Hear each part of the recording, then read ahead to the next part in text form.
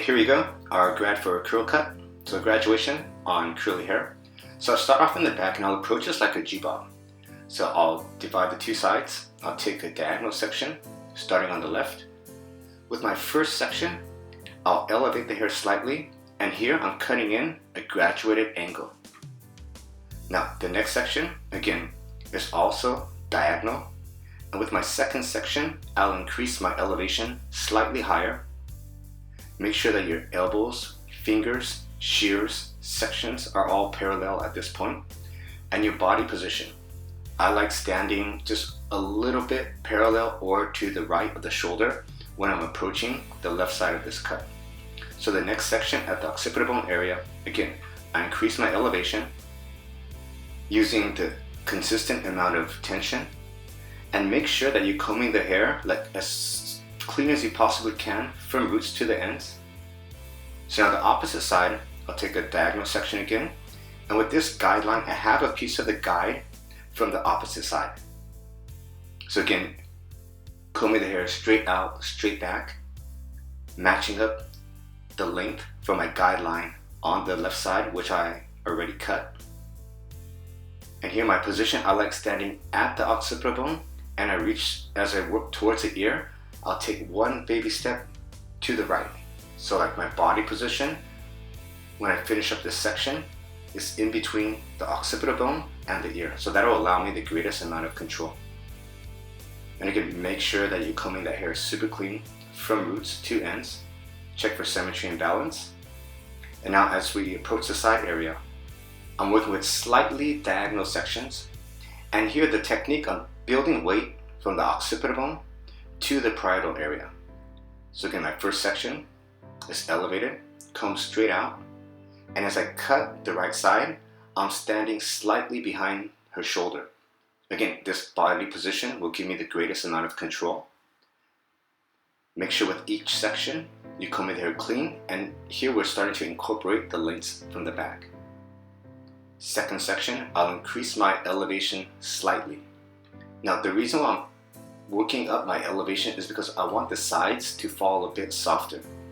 I permed the hair quite tight, so if my elevation was too low, the end result would be very heavy and it would look too much of like a bell shape. So I want to get like a soft, fluid graduation, and this graduation will allow the curls to bevel under, to tuck under. And again, always connect the length through the back. Here we're connecting both shapes. Our transition period point is like where the head starts to round. So that's where I'll connect the back graduation with the side. I just like visually assess the shape that I'm creating. Okay, and now that I'm working beyond the parietal bone, here I'll comb the hair super straight from roots to guideline. Make sure the strands that you comb are as straight, parallel, and even to the teeth of your comb. And from this point on, I'll be building my weight. So I'll be over directing this section to the exact same point of elevation as the prior. So again, here I'm building my weight.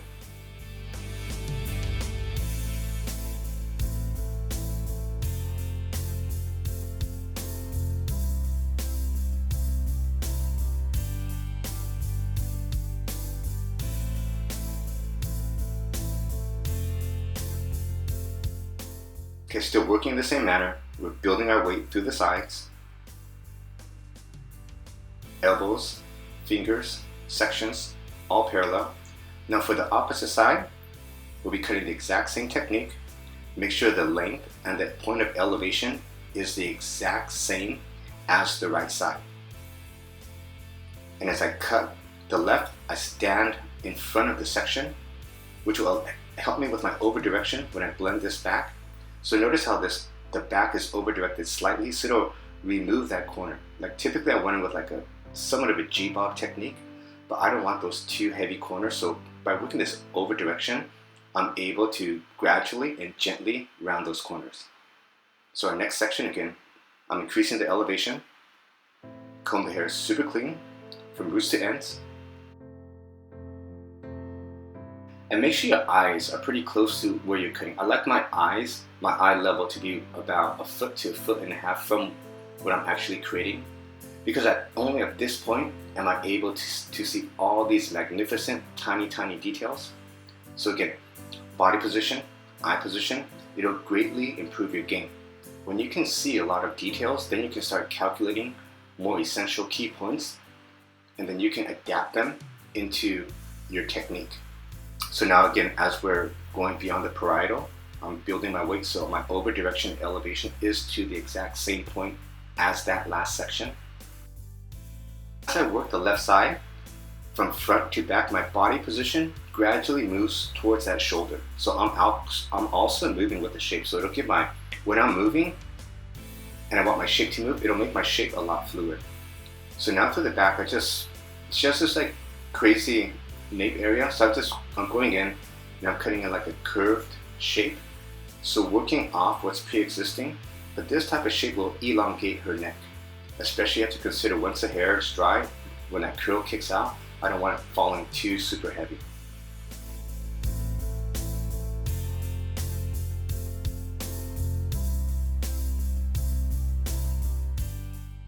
Okay, so now for the finish, I'll be diffusing her hair. I use a lot of mousse, tons of cream, and a lot of oils just to keep the ends nice and fresh, and the mousse allows this curl to stay together. Now as I diffuse this hair, starting off, my main focus is on those roots. I want to try and get those roots dry first, and then I'll work to the ends. I found that when I focus on the ends first and then I try to dry the roots, the ends, they'll over dry. And again, when you're diffusing hair, the most inconvenient area to dry is actually the roots. So I'll start off at the roots, and then I'll start looking at the colors. Like when the hair is really wet, it looks darker. As it starts to dry, this color starts to punch through. So once I see the color tonage and depth level that I want, then I know I'm getting close to the end result. As I diffuse the hair, I try not to like run my fingers through it too much. Less is more. I'll let the diffuser do most of the work. If anything, I'll lift the roots up a bit just so my diffuser can get right there at the root area. And again, I'll start drying, and I'm paying attention to the tonage, to the levels. As the hair gets lighter, the color, as the hair dries, the color gets lighter. And then from there, I can like use my finger. So if you're touching the hair, you can actually feel the amount of like dryness that you're achieving. But you can also visually make those assessments, because again, when the hair is wet, it looks darker. As it dries, it naturally becomes lighter. So I'm looking for the tone of the color, and that's a good indicator that I've dried the hair to the point that I need. Once the hair is dry with curly hair, you don't want to over dry curly hair, because once it's over dried, it has a tendency to go like super frizzy.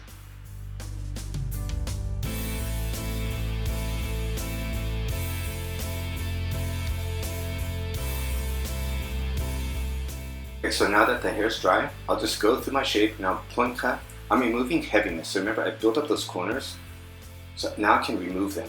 Like I already moved them technically when I rounded from the back into the sides, but now that the hair is dry, since I'm working on curly hair, once the hair is dry, I can actually really go in and make my adaptations to 100% of the shape that her hair will always naturally grow out to. And then for the fringe area, I'm just going in, I'm just like freehand cutting. I don't want to take the fringe too short. I just want to break it up and give it a lot of softness and texture and movement.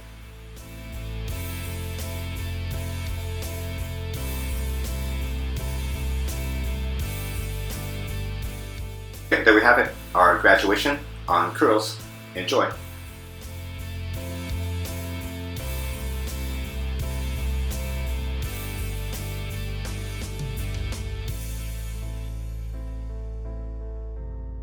A mood board that I built for the stills I was shooting. So some of the backs behind the scene work.